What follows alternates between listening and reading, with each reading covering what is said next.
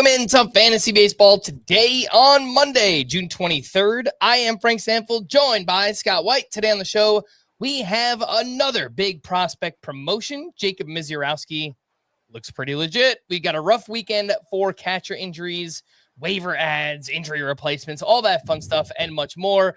But Scott, let's begin with the big news. The Reds are promoting their top prospect, Chase Burns, 22 years old, second overall pick in last year's draft. He was crushing the minors, a 1.77 ERA, a .77 whip, K per 9 over 12. This is a very hard fastball, an amazing slider. Looks like he'll start Tuesday against the Yankees. What do you got? What's the scouting report on Chase Burns? Must add, must start right away. What do you think? Yeah, I would say definitely must add if you can still get him. Obviously, this news is over 24 hours old now, so I imagine he's been picked up close to everywhere at this point. But if he hasn't, great, go get him. I'm ranking him 41st at starting pitcher right away, so that's the degree of confidence. That puts him on the border of must-start range.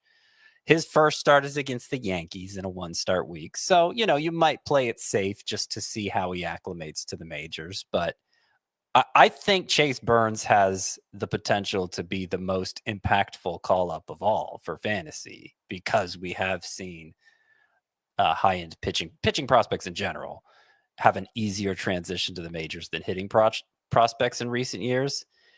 And Chase Burns, consensus top pitching prospect in baseball at the time of this promotion. Of course, he was very high coming into the year also, but nobody had actually seen him pitch at the professional level yet. The Reds drafted him just like the Pirates did with Paul Skeens 2 years ago. They drafted him and then put him on ice for the rest of that year, waited until the following year to have him make his professional debut. And he only lasted a matter of months in the minors, made easy work at 3 different stops. Did Chase Burns, did you give the numbers already? Yes. Okay, yeah. I mean, 177 ERA, .77 whip. I'm going to give him again. Part of it is, okay, we knew he had a great fastball. We knew he had a great slider. Both of them got 70 grades from Baseball America prior to the season. I imagine those scores might have gone up now that we've seen them in action, but the control Chase Burns showed right away, his strike rate between those 3 minor league stops, 68.1%, bettered by only 5 major league qualifiers. That number, 68.1%, and his 17.7% swinging strike rate bettered by no qualifiers. Now, obviously, that's against minor leaguers, but still, it goes to show you, like, there's no other minor leaguers doing that kind of stuff either. Well, there probably are, but, it's really good is the point. And I think this is for good. Like, I think this for keeps for Chase Burns, obviously, unless he falls flat on his face, which is frankly the least of my concerns, but it's possible, theoretically possible, he could fall on his face. But if that doesn't happen, I think Chase Burns is here to stay. Because Wade Miley, who wasn't much of an obstacle to begin with, he just went on the IL with a flexor strain. Originally, the Reds said they were going to call up Chase Petty to replace him. We've seen that movie before. It didn't go so well. But then they ended up calling Chase Petty up Saturday, using him in relief. They also used Nick Martinez in relief in that game. So it sounds like that was just a one-day thing and that he's still in the rotation. But it wouldn't surprise me if they're kind of souring on him in that role too. And let me see if I can find the exact quote for you. So this is from Reds general manager Brad Mador. Wish I'd looked up that name beforehand. But anyway, this is what he had to say about Chase Burns. You never know for sure when the time is right, but he's had as good a first year as you could hope for. He's passed every test.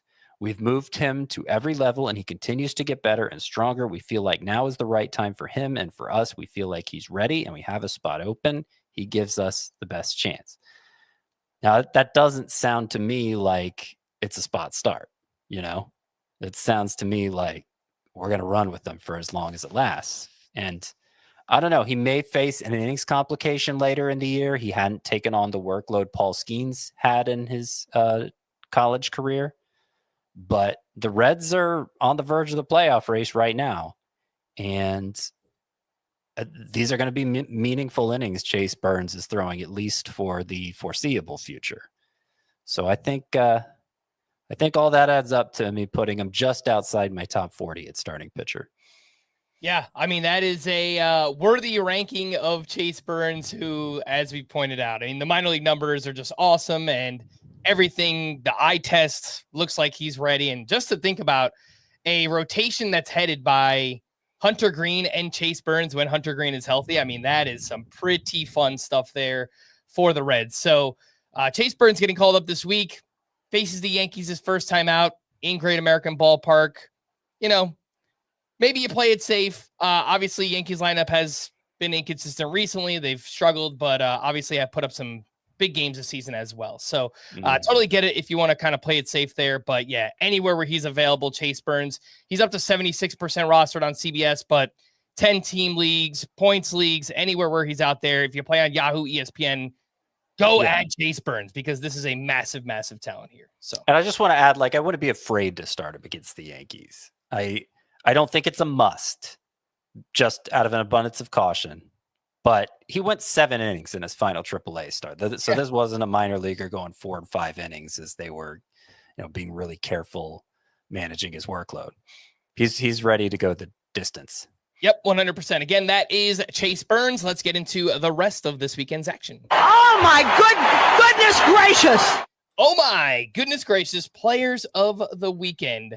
Jacob Misiorowski, Scott, I'm going to start there, who took a no-hitter into the 7th inning at the Twins. He wound up going 6+, 1 hit, 2 runs, 6 strikeouts, only 9 whiffs here on 86 pitches. But, I mean, it is abundantly clear that the stuff here is nasty for Jacob Misiorowski, who made Willie Castro swing out of his shoes, basically. The guy, swung, hit the floor immediately. It was just crazy, crazy stuff that we're seeing here from Misiorowski. Love that he threw 70% of his pitches for strikes here in his second start, limited the hard contact, and started his career with 11 straight no-hit innings, the first MLB starting pitcher to do so since the expansion era, 1961 there with Misiorowski. So if you picked him up, I think it's we're kind of bordering on must-start territory, I think, with Misiorowski as well, Scott. And this week, we get him against Paul Skeens on Wednesday. So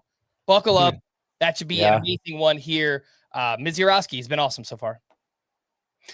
Yeah, he has. And I think he is bordering on must start. I think beyond just the obvious stat line where he's given up no hits through 2 starts practically, and just looked great.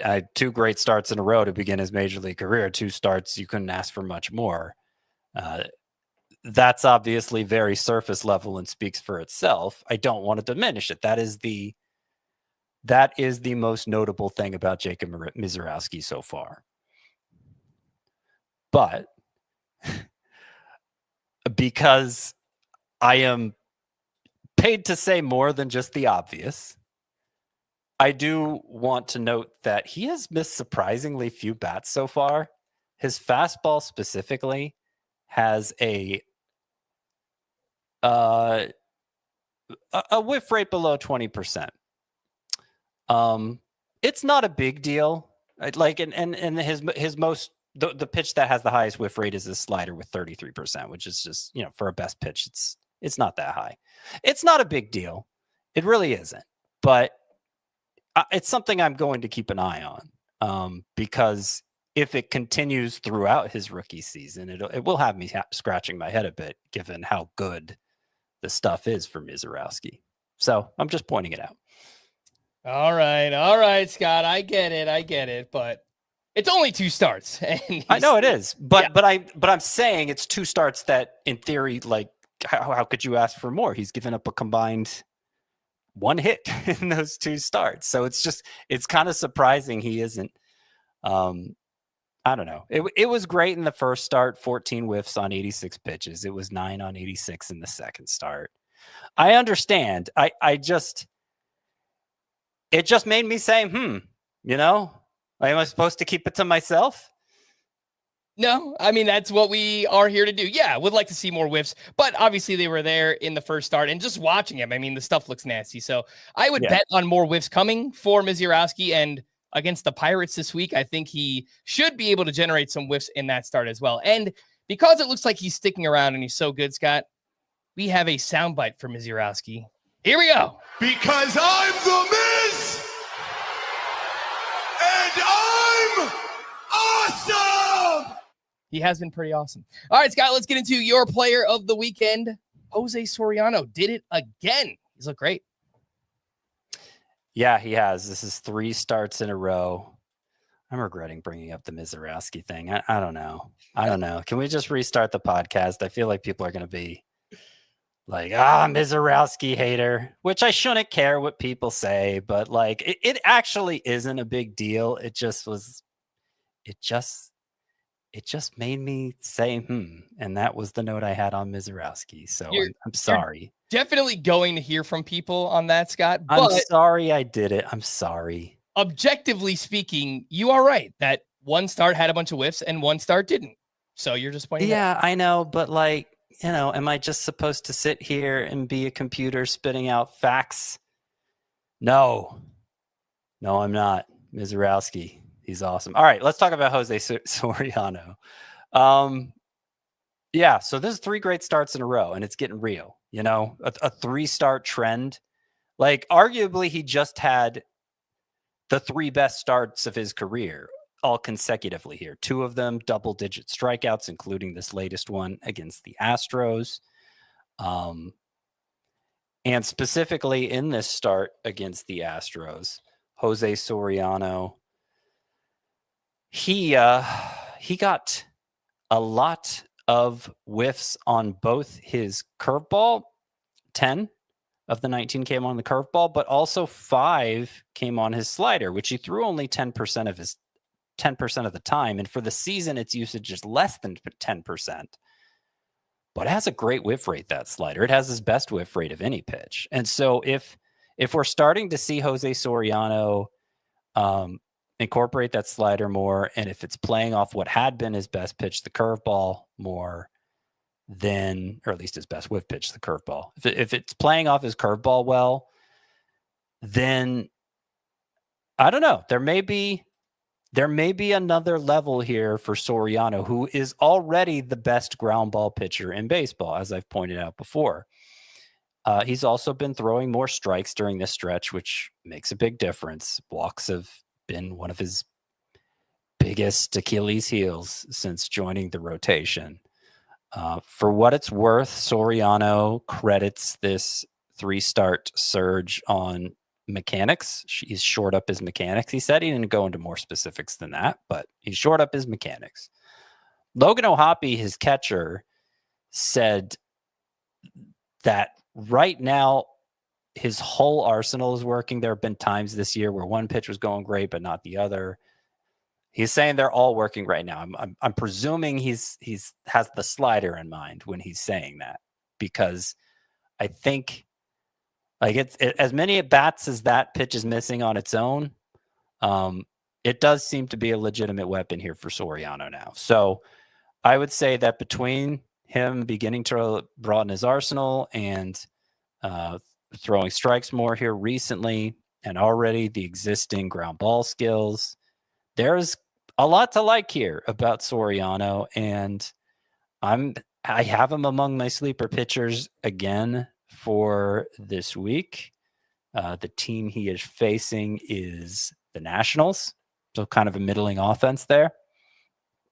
If he's still available, I'm not saying pick him up over Chase Burns or anything, but if he's still available, Jose Soriano is on a nice run.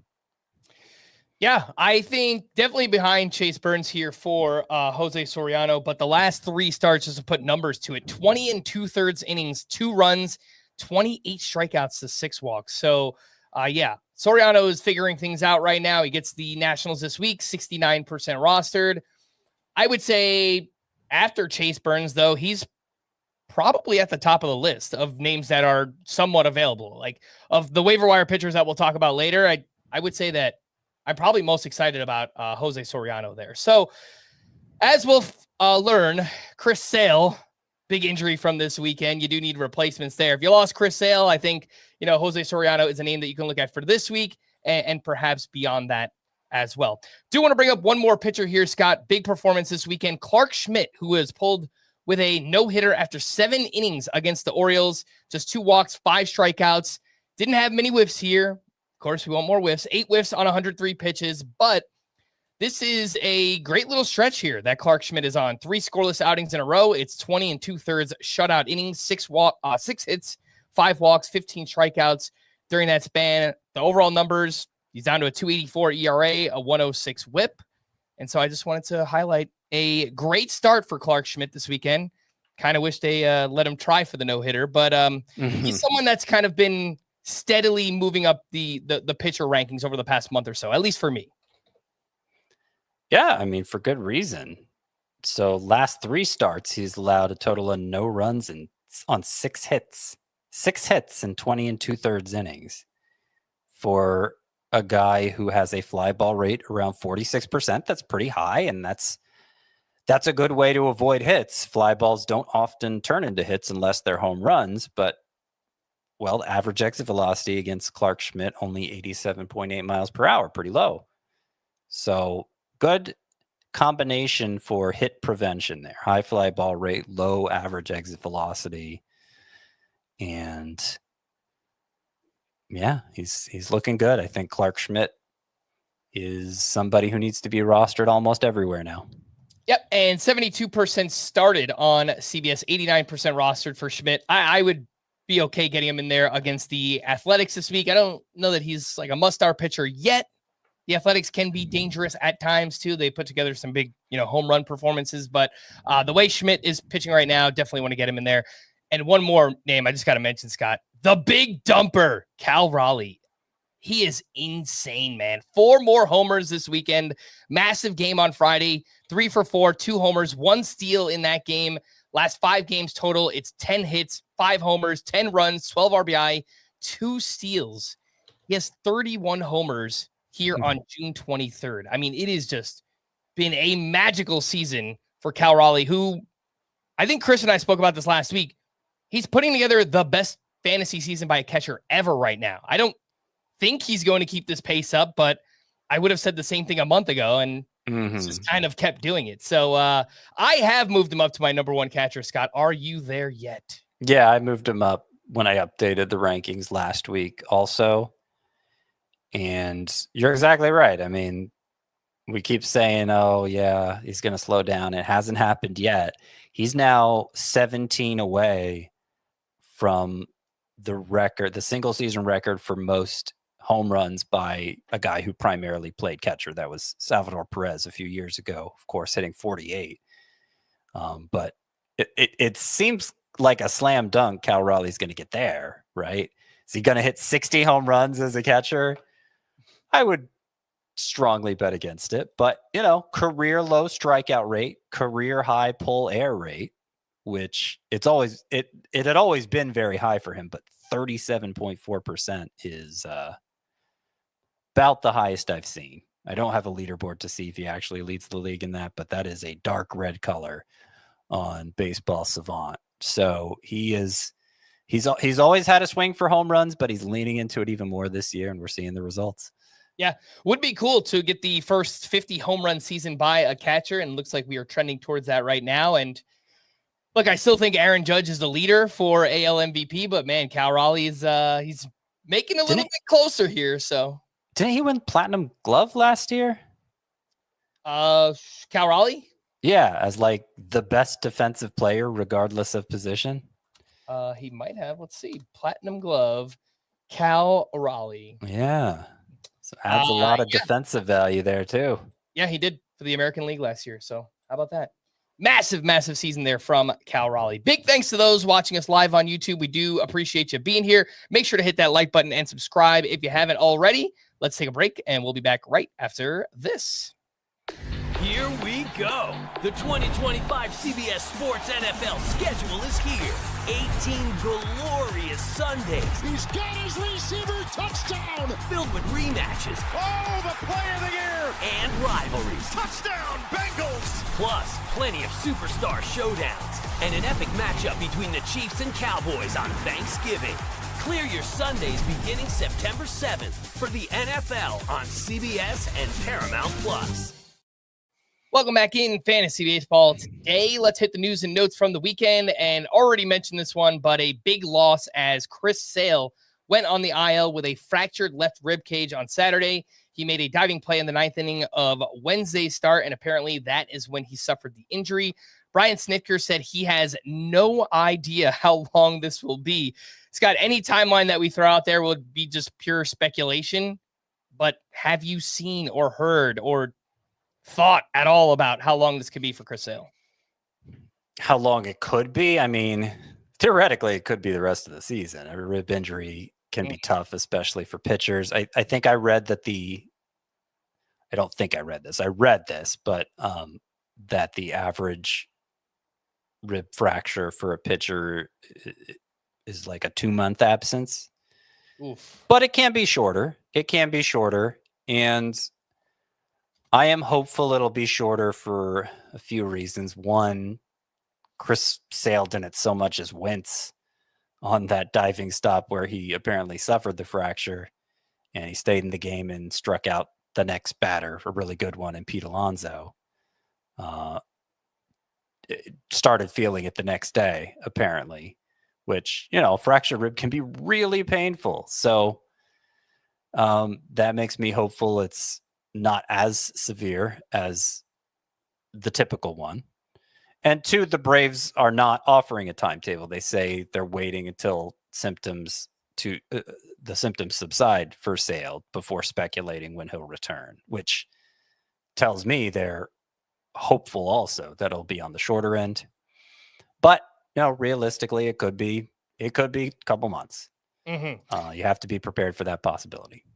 So if you need replacements for this week, sleeper pitchers that are also on the website right now: Shane Smith, Matthew Liberatore, Chad Patrick, Hayden Birdsong, Michael Wacha, Jose Soriano, Eduardo Rodriguez, Justin Verlander, Ben Brown, and Will Warren. Of course, again, if Chase Burns is out there, please go at him, and that should be a pretty good Chris Sale replacement right there.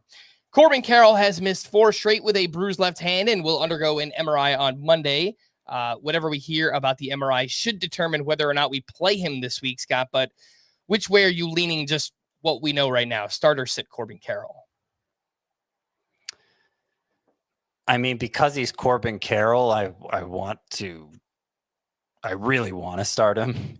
But based on what we know now, if there aren't any updates and if you have a good alternative in the outfield, which, a lot of those 5 outfielder leagues, you don't. But if it's 3 outfielder league, you have a good alternative, you might have to play it safe. All right. It appears that Fernando Tatis Jr. avoided serious injury after getting hit by a pitch on his hand on Thursday. He started all 3 games this weekend, and he homered on Saturday. So good news there. Rough weekend for catchers. Adley Rutschman went on the IL with a strained left oblique. He's expected to remain out through the All-Star break. Ivan Herrera is dealing with a grade 2 strain of his left hamstring and is expected to miss, this is a pretty wide range, anywhere from 2 to 6 weeks. And that came from Ivan Herrera himself. So Pedro Pajes will be the main catcher in the meantime there in St. Louis. The Mets optioned Francisco Alvarez to AAA on Sunday. He was hitting just .236 with 3 home runs. Luis Torrens will take over as the starter for now for the New York Mets. And Gabriel Moreno, who went on the IL Thursday, was diagnosed with a hairline fracture in his right pointer finger. So some bad news right now, Scott, for catchers. And I think some of the more obvious replacements, at least in one catcher leagues, Alejandro Kirk, Agustin Ramirez, and Tyler Stevenson look like the 3 best that I could see. Those 3 really good ones. Yeah. So I wouldn't complain about that. In fact, I have a healthy catcher in a 1-catcher league. Pretty notable one in JT Realmuto. I put in a claim to drop him for Alejandro Kirk. It was in a points league, and I don't think I'd do that in a roto league. But they're pretty close either way. So he would be he would be my top choice in a points league of those names you mentioned, even over Ramirez. I'd probably go Ramirez in a roto league. Or a categories league, I should say. Yeah, I think that makes sense there. Bryce Harper progressed to soft toss on Saturday. He continues to gradually ramp up baseball activities while recovering from right wrist inflammation. Nathan Eovaldi threw around 50 pitches in 3 simulated innings of live BP and could be activated sometime this week.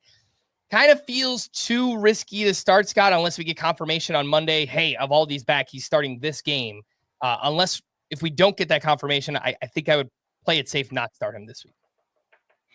Well, I read that Friday is the target date for him to return.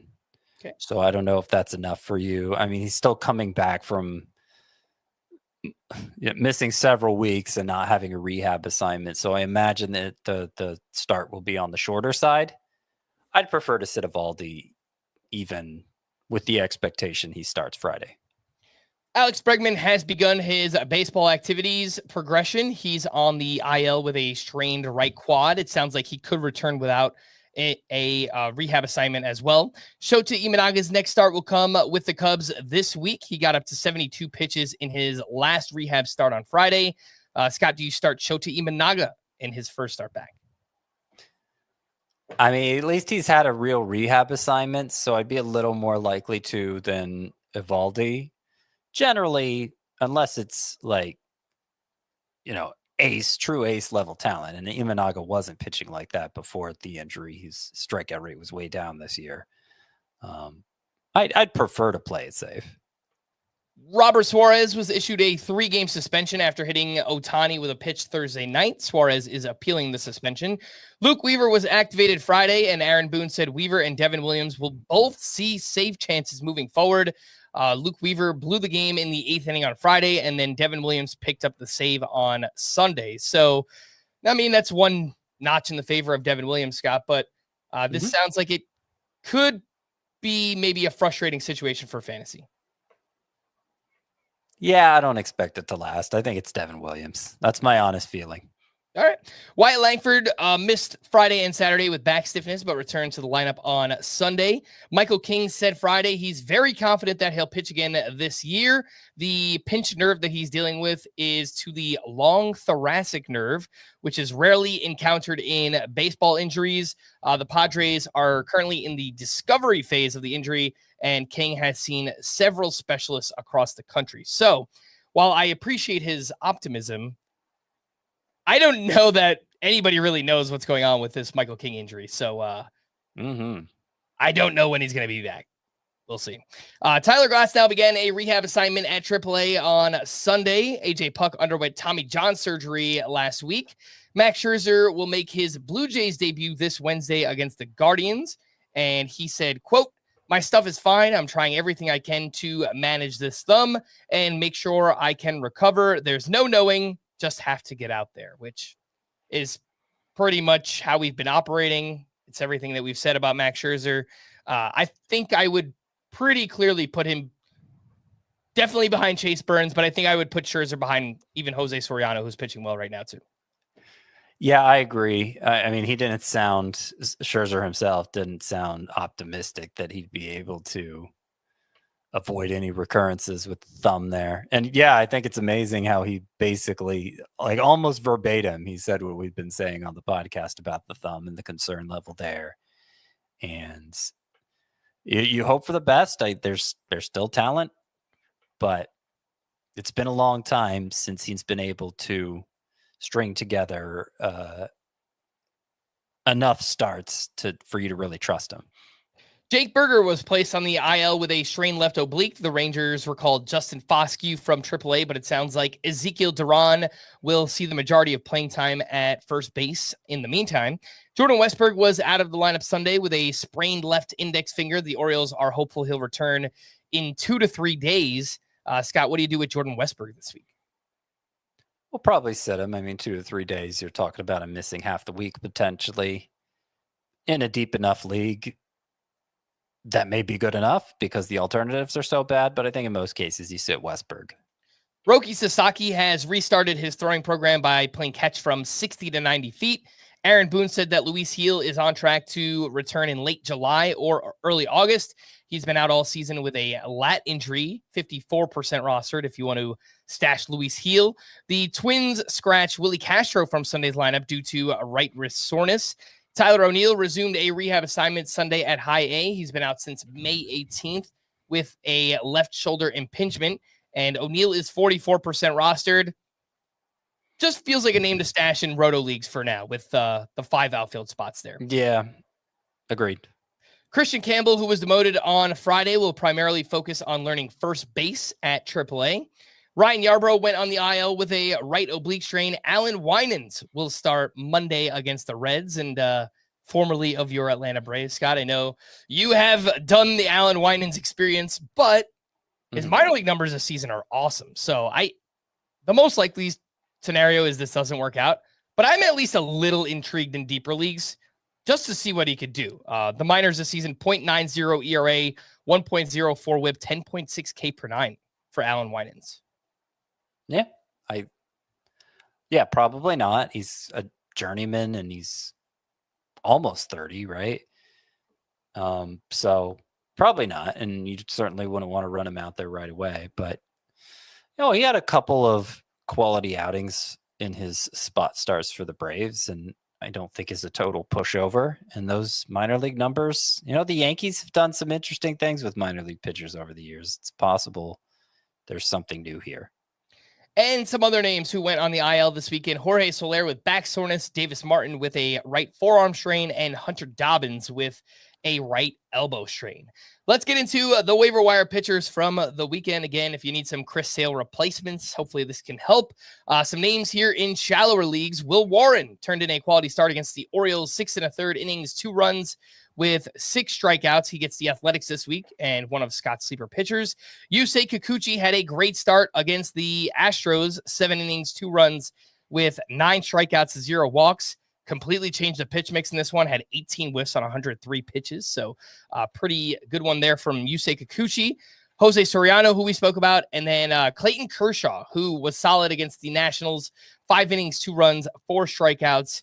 He has allowed just a total of 3 earned runs over his last 3 starts. All 4 names here, Scott, between 70 and 80% rostered. But how would you rank this group? Will Warren, Yusei Kikuchi, Jose Soriano, and Clayton Kershaw. I would rank them as follows: Jose Soriano, Will Warren, who, turned in another nice effort, 6-inning effort. Those have been rare for him following the 11 strikeouts last time. And a great fastball, which I love. So Jose Soriano, then Will Warren, Yusei Kikuchi, and Clayton Kershaw.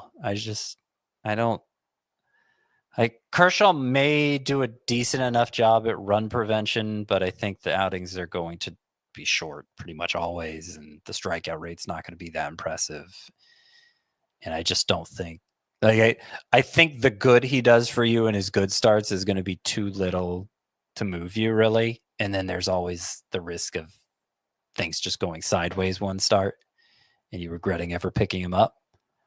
So I'm kind of he's a distant fourth. I basically have no interest in Kershaw, but Jose Soriano, Will Warren, and to a lesser degree, Yusei Kikuchi with the way he changed his pitch mix here against the Astros is at least kind of interesting. Yeah, so that pitch mix for Kikuchi, he threw his curveball a lot more, 30% usage. It was his most used pitch in this one. Typically a pitch he only uses, around 12% of the time.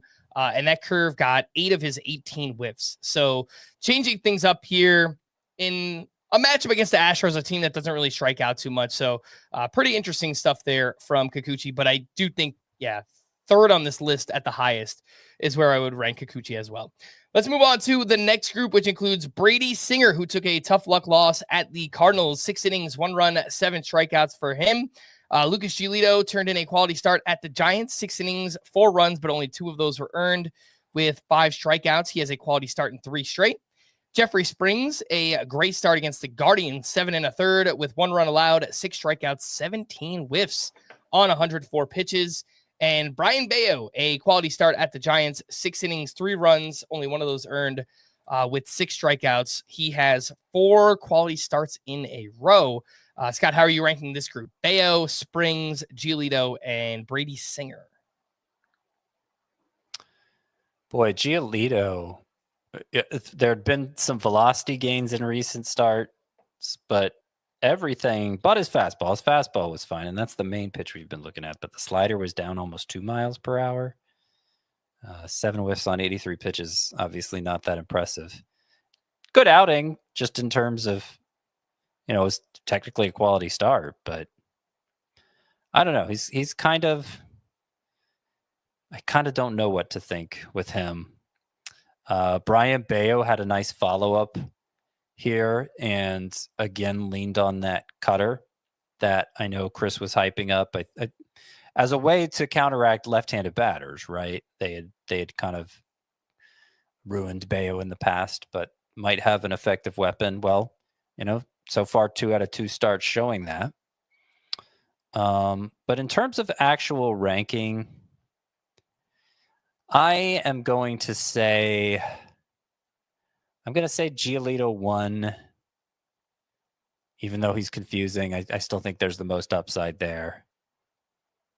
Springs 2, he's been pretty reliable basically since the start of May. Got a lot of whiffs on the changeup in this latest start. Then I'll go Bayo 3rd and Singer, excuse me. Bayo 3rd and then Brady Singer 4th. Springer and Singer both on this list, huh? That makes it confusing. Okay, Giolito, Springer, Bayo, Singer. All right, next group includes Landon Roop, who had a great start against the Red Sox, 6 shutout innings with 7 strikeouts, had 13 whiffs on 90 pitches, and over his last 7 starts, it's a 2.50 ERA, but also a 1.36 whip. At the White Sox this week, definitely like that matchup for Landon Roop. Luis Ortiz, a great start at the Athletics, 6 shutout innings with 10 strikeouts, which tied a season high. He had 14 whiffs on 92 pitches. And he is home against the Cardinals this week. Michael Soroka, an impressive outing against the Dodgers, 5 1/3, 3 runs allowed, 10 strikeouts, had 15 whiffs on 85 pitches, and mixed in more sinkers and changeups in this start. So nice to see, not just relying on 2 pitches there for Soroka. And Jose Quintana, kind of a weird quality start at the Twins. 6 shutout innings, you like that, but 4 walks to 1 strikeout. He's got a 6K per 9 this season. He's barely getting any whiffs. I don't know. He's finding a way to keep runs off the board, but not so sure I trust it. Great matchup this week, however, against the Rockies in Milwaukee. Scott, how would you rank this next group? Jose Quintana, Michael Soroka, Luis Ortiz, and Landon Roop. I will go Ortiz 1 because he genuinely does have good strikeout ability. I mean, whether you're measuring it with the strikeouts themselves or the swinging strikes, the Guardians have brought that out of him. And he got a better result against the Athletics in terms of everything else, in terms of run prevention. That had been an issue all season. I noticed he was throwing his sinker more. But really, I think it was just everything was up a little bit. So I'm not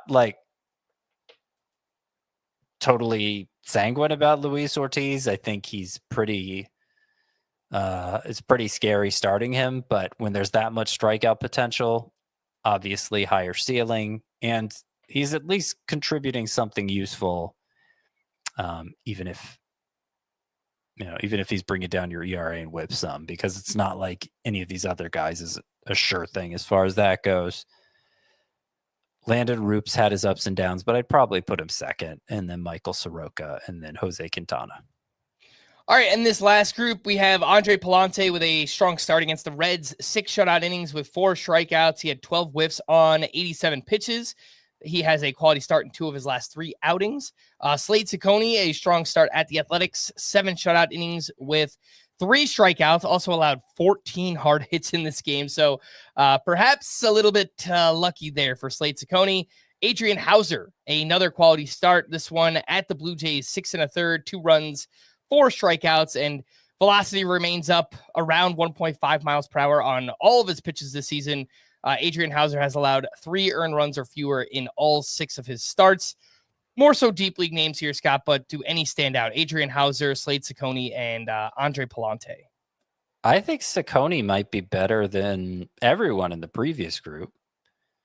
So we actually got some length out of him this time, 7 shutout innings. He had mostly been pitching 5 innings at a time, and that had contained my interest. But if he's going to be able to work deeper into games, he got most of his whiffs on the curveball in this one. It has a whiff rate over 50%. And then the slider, which he throws more than the curveball, has a whiff rate over 40%. And anytime you got a pitcher with 2 pitches better than a 40% whiff rate, I mean, that's rare and speaks to the upside. I think the overall swinging strike rate is over 13% for Ciccone, which is also very good. So he's definitely piqued my interest here. And yeah, I might put him. So I put another Guardians pitcher, Luis Ortiz, number 1 in that previous group. I might take Ciccone over him. All right. Well, can we drop either of these 2 pitchers? The drop-o-meter for Zach Eflin, who got crushed by the Yankees this weekend. 3 innings, 10 hits, 6 earned runs, 3 homers allowed. And over his last 2 starts, I mean, this is a line, Scott. 8 innings, 22 hits, 13 runs allowed, 5 homers allowed. It's a pretty rough go here for Zach Eflin. He's still 86% rostered. Where is he on the drop-o-meter? I mean, I haven't had a lot of love for Eflin, even dating back to the draft. So I'd be pretty okay with it. I guess, like, obviously he's not as bad as he's shown his last 2 starts, but I don't think the upside is the kind you need to hold on for either. So I would go as high as maybe like an 8 for Eflin. Yeah, I would be totally fine dropping him for Soriano, Will Warren, either of those 2. Obviously, Chase Burns goes without saying, but I'll say it anyway. Yeah. So, anyone who pops up that's pretty interesting, I'd be all right making that swap. I'll go 7 instead of 8. 8's a little high. All right. What about Mick Abel, who had a rough outing against the Mets? 3 innings, 4 runs, 4 homers allowed in this one, and has 3 strikeouts or fewer in all 4 starts since rejoining the Phillies rotation. Still 69% rostered. Scott, are you okay dropping Mick Abel? Yeah, it's like a 9.5. I was dropping him even into 15-teamers. All right. Let's take our final break. When we return, we'll run through some waiver wire hitters and the rest of this weekend's action. We'll do that right after this. When you need your sports news all the time, we've got breaking news to bring to you. CBS Sports HQ gives you a snapshot of all the sports that matter to you. When you need your sports in a snap, find it on CBS Sports HQ. Streaming free anywhere you are. Welcome back in Fantasy Baseball today. Light weekend for waiver wire hitters, but let's run through one more catcher replacement in shallower leagues. Logan O'Hoppe is waking back up, 2 for 4 with 2 home runs on Saturday, 1 for 3 with his 17th home run on Sunday. His previous 17 games before Saturday, however, he was hitting 103 with 1 extra base hit and a 268 OPS. So, man, he is among the most streaky hitters in baseball. At least he has been this season. 77% rostered, Scott. I think in shallower categories leagues where you don't get penalized for strikeouts, I'm okay, re-adding Logan O'Hoppe if you need a replacement. But I also think that I would just take Agustin Ramirez straight up and probably Kirk over him in a points league too. Yeah, no, I agree. Pretty much all O'Hoppe can do is hit home runs. And so when he's not doing that, it's pretty ugly. He thinks he snapped out of that slump. He said he felt like he was overthinking things at the plate, thinking about all the different mechanics and whatever, and just kind of microanalyzing himself to death. And that was inhibiting him. But, all we've seen him do the past couple of years is hit home runs and not get on base at a very good rate, which is odd because Logan O'Hoppe was one of the top walkers of any hitter in the minors. So it's just kind of strange the way his major league career has unfolded so far. 2 corner infielders that are heating up. Nolan Shanuel continues his strong June. He went 3 for 5 with his 6th home run, added 4 RBI on Sunday. And so far in June, he's hitting 300 with 3 homers, 16 RBI, 2 steals, an 866 OPS there. And Nathaniel Lowe is picking things back up, 2 for 5 with a double dong on Saturday, and then hit his 13th home run on Sunday. I know the batting average and OPS are underwhelming here for Lowe, but 13 homers, 51 RBI on June 23rd. I mean, he's on pace for 25 plus homers and 100 RBI. So that's, pretty good season there from Nathaniel Lowe, Scott. Do you like either? Who do you like more, Nolan Chanuel or Nathaniel Lowe? Lowe, I think, has more to offer overall. But batting average, I mean, Chanuel seems like he's going to be a plus contributor in that. And he has his uses, I feel like. So I don't know that. Let me think. What's a good comparison for Chanuel? Maybe, I don't know. Maybe he's better than Jake Cronenworth at this point, who's not providing much power and hasn't in a couple of years. But Chanuel's, I think, clearly a better source of batting average. Can't play second base like Cronenworth, but yeah, I think that's how to value him. It's just a unique profile here for Chanuel, right? Good batting average. He gets on base. Doesn't offer much power and speed. It's, maybe we get 12 to 15 homers and I don't know, something like 8 to 10 steals.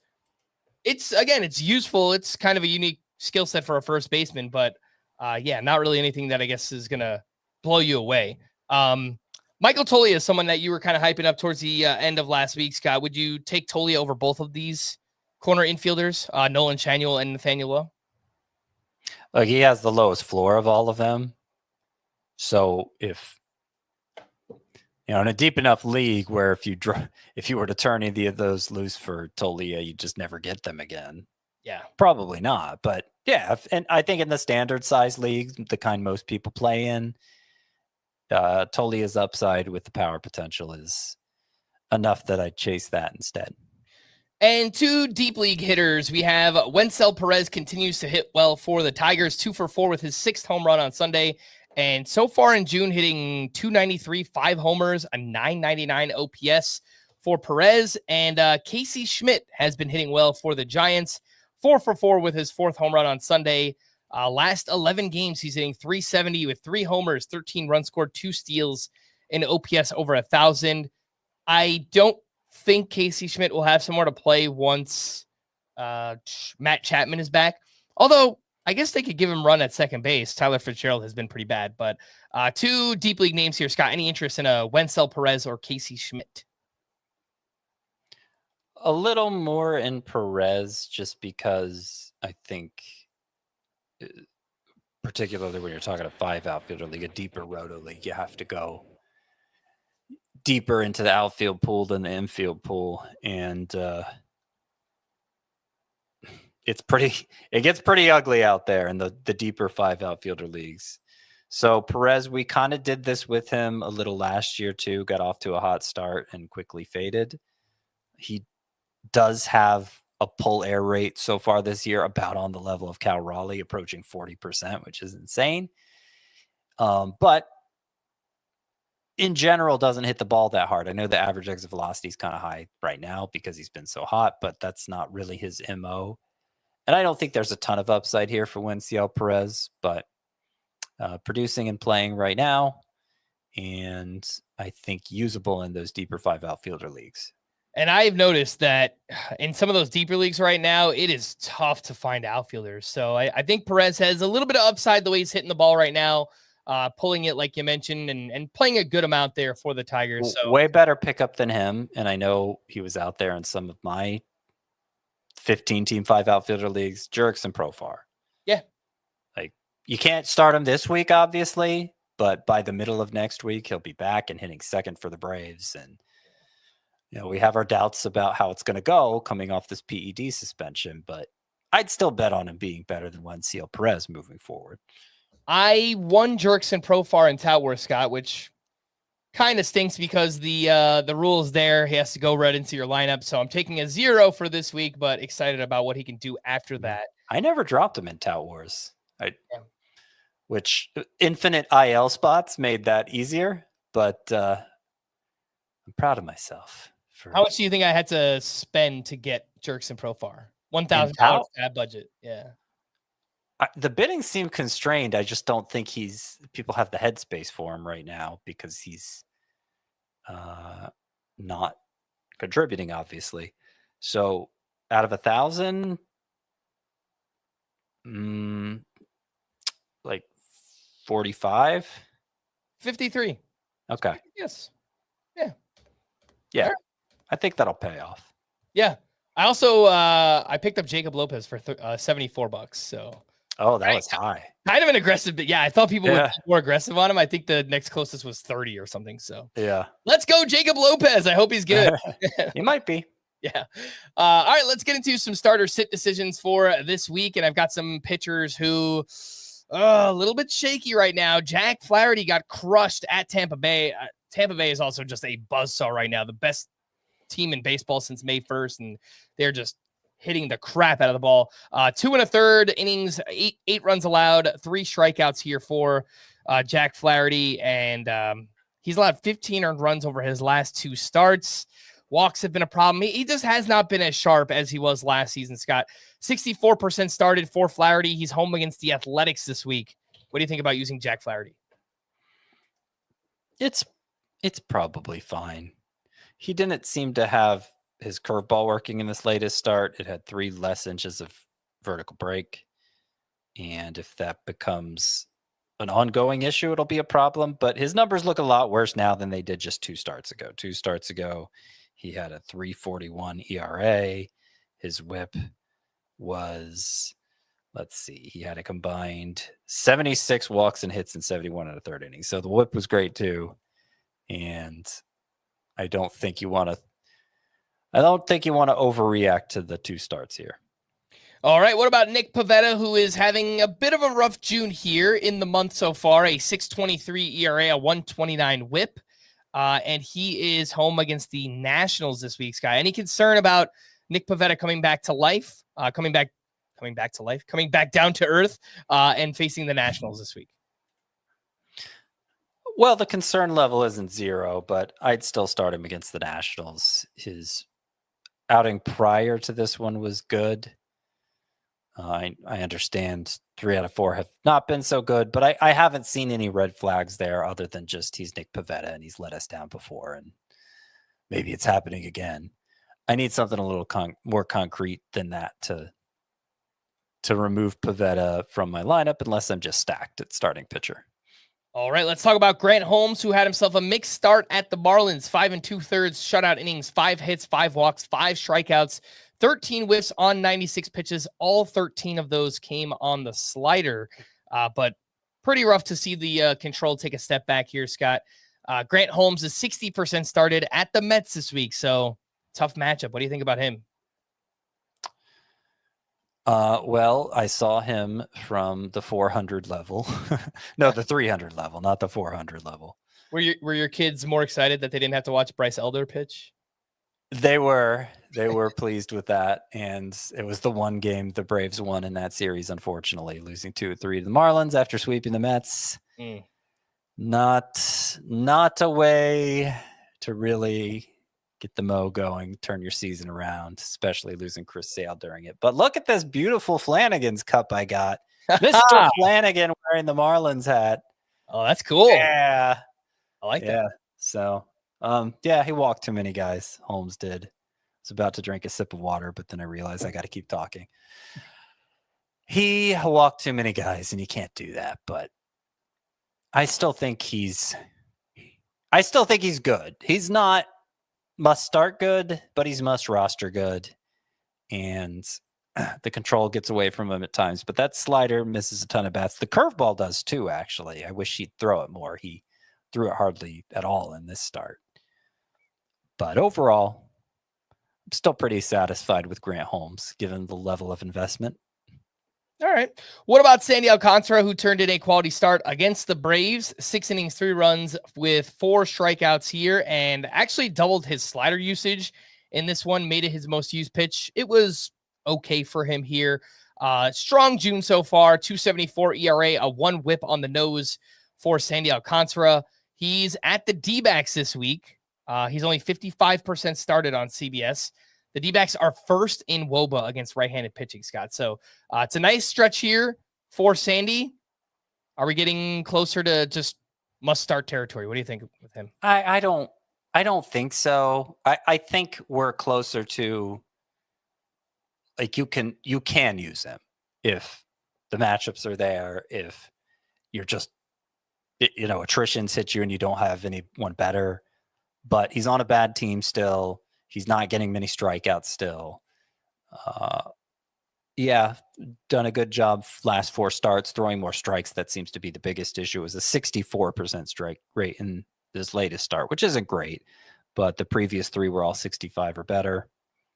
And 64 is still an improvement from his season mark. So overall, Sandy Alcantara is trending the right direction. I just don't know that the upside is enough that I'm ever going to think of him as must start this year. Mm-hmm.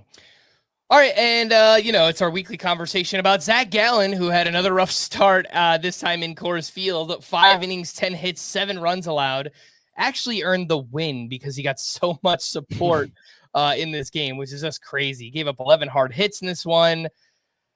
Just a disastrous season for Zach Gallen, who's in a contract year too. I mean, you would think, kind of playing for something here, but I almost wonder if we're closer to dropping than starting. The problem here is that he's at the White Sox. So if you've managed to hold on to Zach Gallen this far, I think you probably got to use him at the White Sox, right?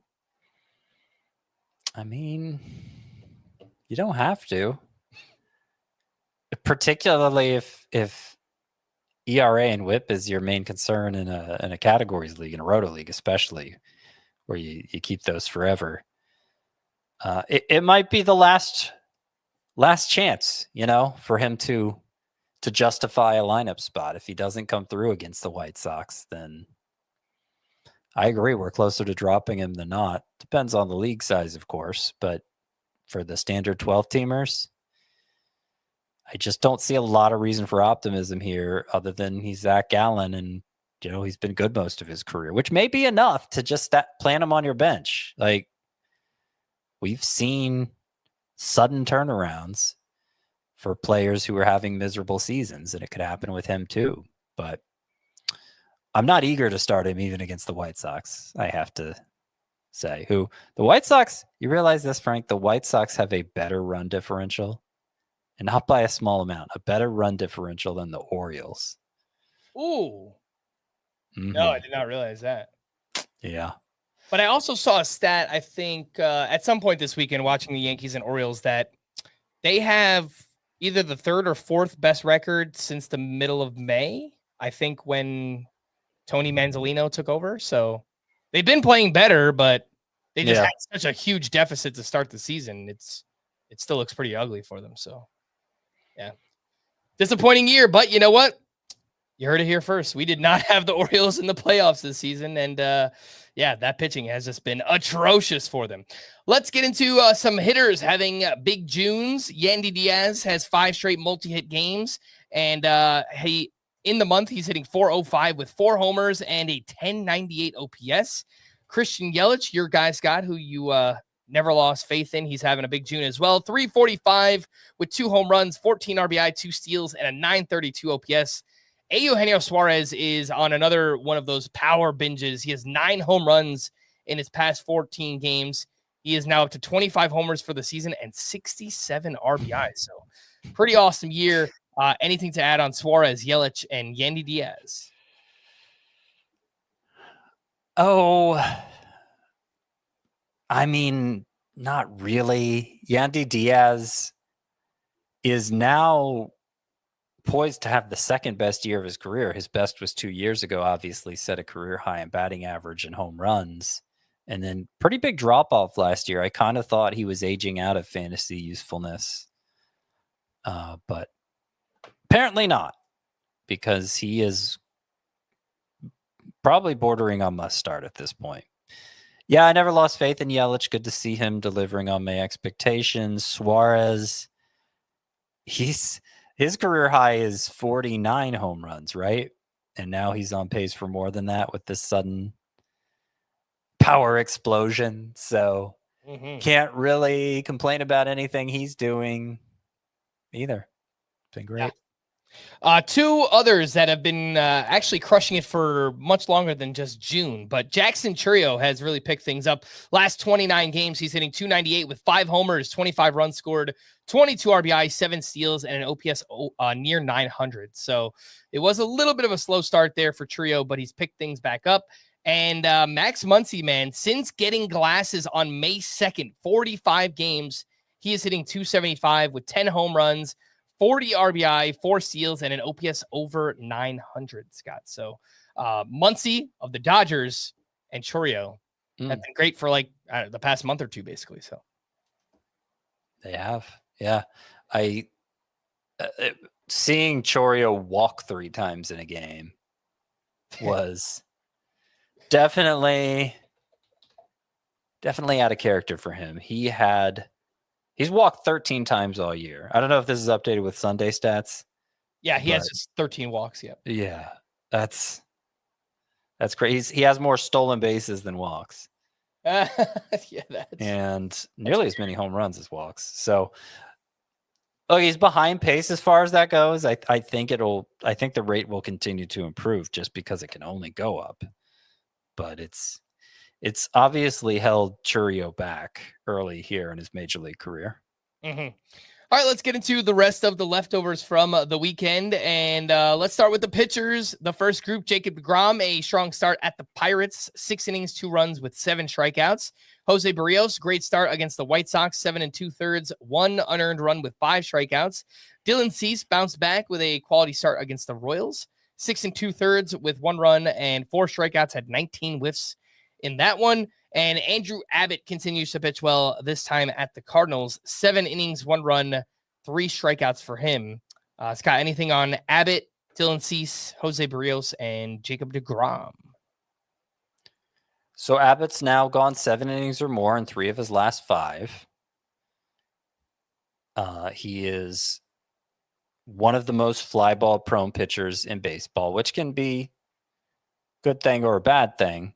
You would think it would be a bad thing in Cincinnati, the smallest, most homer-friendly park, but it gives up fairly weak contact overall. So it's sort of like what I was saying about Clarke Schmidt earlier, where if the fly balls are hit weakly enough, it becomes more of a hit prevention mechanism than a homer liability, home run liability. And so I think that's what we're seeing from him. Not to the tune of him sustaining an ERA as low as he has. There's going to have to be some correction at some point for Abbott, but is he good in a general sense? Yeah, I think so. He's one of the pitchers that I rank ahead of Chase Burns, who I said I had 41st, actually. So Abbott is 33rd for me and 33rd for you. Look at that. Yeah. Simpatico. Yeah. I mean, I was a little skeptical to buy in, but it's, when you've done it for this long and Abbott's pitching well, he's limiting hard contact. So, I'm just about all the way bought in there on Andrew Abbott. A couple other pitching leftovers. Shohei Ohtani made his second Dodgers start on Sunday against the Nationals. He only went 1 inning, but it was a shutout inning with 2 strikeouts to 0 walks and only 18 pitches. They are really, really slow playing this, or at least it feels that way for now with Shohei Ohtani. Seth Lugo picking things back up, 6 1/3, 1 run with 7 strikeouts, and he has allowed 2 earned runs or fewer in 4 straight. And Jesus Luzardo, a great start against the Mets on Sunday Night Baseball, 6 2/3 shutout, 6 strikeouts, had 18 whiffs on 107 pitches. Scott, anything here on Luzardo, Seth Lugo, and Shohei Ohtani, the pitcher? I mean, mainly just that we have even more reassurance now. Luzardo's fine. So after the discovery of him tipping his pitches that led to those 2 disastrous starts, he came back with a nice outing, then followed it up with a not so great one, bounced right back with another great one. I think you can start him moving forward. I think he solved the issue that led to those disaster starts, and you can, not that he'll never have a bumpy start again, but for the most part, he'll be great. And the hitting leftovers, Ian Happ is picking things up 2 for 4 with a double dong on Saturday, has 4 home runs in his past 4 games. Riley Green, a 2-homer game on Friday. He's up to 17 homers, 59 RBI. Great season here for Riley Green. Another strong weekend for Ronald Acuna, multiple hits in all 3 games. He added his second steal on Friday. Ketel Marte, 3 for 6 with his 13th home run on Friday, and then had a 4-hit game on Saturday. Rafael Devers launched his first Giants home run, and of course it came against the Red Sox, which is hilarious. Jeremy Pena continued his breakout, had 2 more home runs this weekend. He has a .326 batting average, 11 homers, 15 steals, 873 OPS for Jeremy Pena. Shohei Ohtani, the hitter, 2 for 4 with a triple and his 26th home run on Sunday. And then the Mets had themselves in a breakout offensive game on Saturday night. Scored 11 runs on 15 hits, including 7 homers in that game. Lindor hit his 15th. Brandon Nimmo hit 2 homers. He's up to 15 himself. And Juan Soto, 4 for 5 with a double dong, 4 RBI on Saturday. He is crushing it in June, hitting .328, 7 home runs, 18 runs scored, and an 1181 OPS. Scott, anything you'd like to add on some of these hitting leftovers? Well, I do want to add that Rafael Devers is apparently playing through a bit of a groin issue. Yeah. So I don't know did you bring that up in news and notes? I did not, but yeah, it's definitely worth bringing up. He's still playing, so I think he's good to go for this week, right? Yeah, he's still playing. It's something they expect him to play through. But if his production were to suffer, or if it became a bigger issue, I just wanted you to be aware of it. Mm-hmm. Even more so than wanting to make you aware of Jacob Misiorowski's low whiff rates on all his pitches. If we could turn back time. Okay. I mean,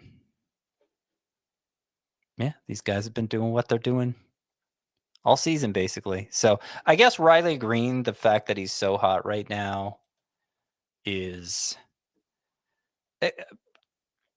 I mean, it's not like he's incapable of doing this, but I would say it's gone on to a point where he's overachieving now because he's got a 31% strikeout rate on the year, and it's hard to sustain. It's basically next to impossible unless you're homering at the rate of Aaron Judge to sustain a high batting average with a strikeout rate over 30%. And his expected batting average is .262. Doesn't mean he's not great, not a must-start player, but he's at his absolute hottest right now. And so you just got to keep that in mind if a trade offer comes along or whatever else, All right. Again, yeah, that was Riley Green. Let's get into the bullpen from this weekend. And for the Dodgers on Friday, Tanner Scott got the 9th inning with a 2-run lead, gave up a solo homer, but picked up his 15th save. For the Red Sox on Friday, Aroldis Chapman struck out 2 for his 14th save. They have been mixing in a few others there recently, Greg Weissert, and I think that's it. But Garrett Whitlock's pitching well for them too. For the Giants on Saturday, Camilo Doval got the 9th inning with a 3-run lead. He gave up 2 runs on 3 hits, but escaped with his 12th save. For the Rangers on Saturday, Chris Martin got the 9th inning with a 1-run lead. He struck out 2 for his 2nd save. I'm guessing Robert Garcia was unavailable because he pitched the 2 days prior. Luke Jackson was available. They just chose not to use him. Mm-hmm. I feel like we're one step closer, Scott, to maybe Chris Martin getting some save opportunities here for Texas. I mean, I hope so. He's really the only true candidate for the job, I feel like. And for whatever reason, Bruce Bochy's just been reluctant to use him in that role. I mean, honestly, since it doesn't look like the Rangers are a part of the playoff picture this year, it could only bolster his trade value. You gotta think they're keeping that in mind. You know what? They're almost back to 500. Actually, the Rangers. So maybe they're not thinking about selling yet. Maybe they're still gonna let this play out. We'll see. Mm-hmm. Yeah, it's just so tough, right? Like they finally have DeGrom healthy, and they're not in the playoff picture. It's been a very weird season for the Rangers. Mostly their lineup that has been just very, very disappointing this season. For the D-backs on Saturday, Shelby Miller got the 9th inning with a 2-run lead. He allowed a hit, but struck out 3 for his 8th save. For the White Sox on Sunday, Grant Taylor got the 9th inning with a 2-run lead, and he allowed a hit, but struck out 1 for his first save. This is a hard-throwing prospect. He's looked really good so far. 6 innings, 2 runs, 7 strikeouts in 6 appearances. Scott, the White Sox are bad. They have 25 wins on the season, and they have kind of spread around, their save opportunities. But I kind of feel like there's an opportunity here for Grant Taylor to just kind of take over as their closer, and he's kind of exciting. So, yeah, I mean, he's a genuine talent, and since it seems like they're grooming him more as a reliever than a starter, that would be the obvious end goal, to make him the closer. Are they ready to commit to him yet? Well, this is the first step. I can't really say for sure what's going to come from here.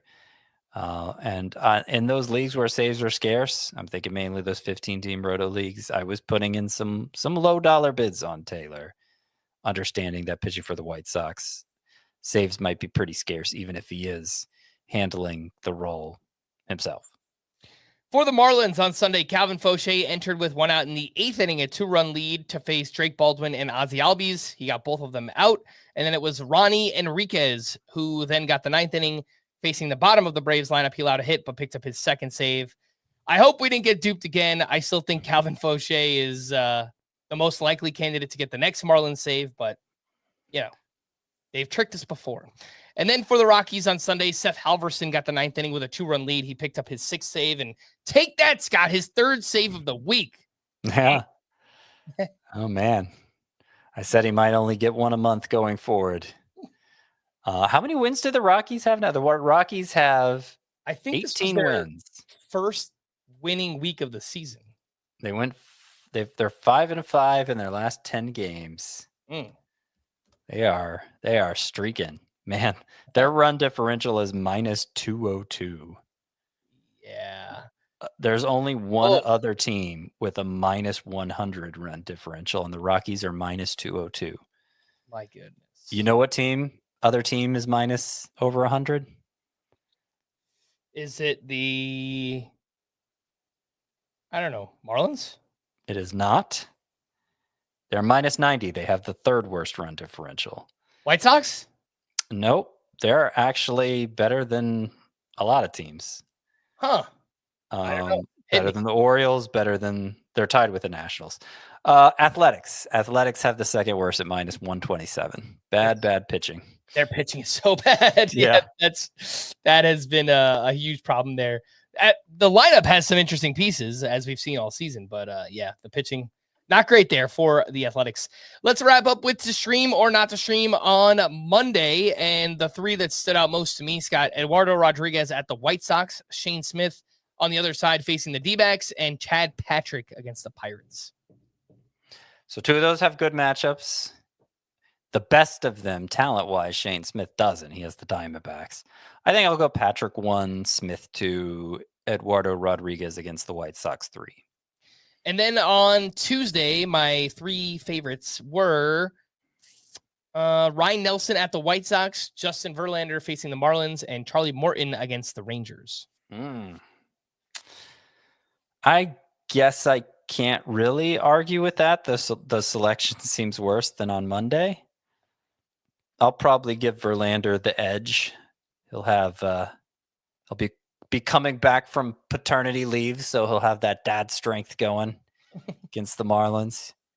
And then I would probably lean Morton over Nelson with as well as he's pitched lately. All right, we're going to wrap there. For Scott, I am Frank. Thanks as always for tuning in to Fantasy Baseball today. Please make sure to follow and leave a 5-star rating on Apple or Spotify, and we will be back again tomorrow. Bye-bye.